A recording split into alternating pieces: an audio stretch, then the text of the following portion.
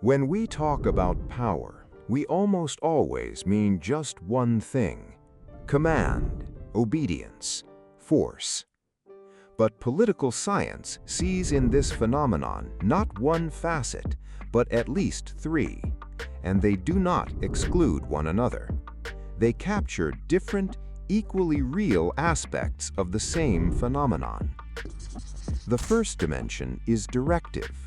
Power here is understood as domination that ensures the execution of the will of a supreme authority, whether a person or an institution. This is power that carries out its will by putting concrete means and resources into action. It is the most recognizable, most obvious characteristic of power, and, as we will see, not by accident. The second dimension is functional. Power here is the capacity and ability to carry out the function of social governance in practice. This functionality is rooted in the fact that political power is a relation between subjects and objects, that is, between political actors, individual citizens, organized groups, parties, and states. The third dimension is communicative. The exercise of power always proceeds through communication, using a language understood by both sides of this social relation. Power cannot exist in a vacuum of silence. It presupposes the transmission of meaning, which must be understood by the side toward which it is directed. All three dimensions are equally real, but they are not equally weighted.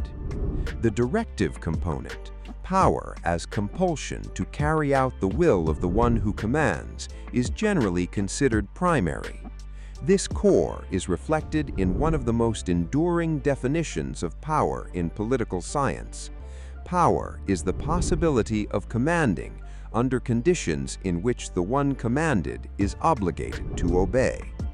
This refers to a specific type of influence, fundamentally distinct from what is usually called influence in the ordinary sense.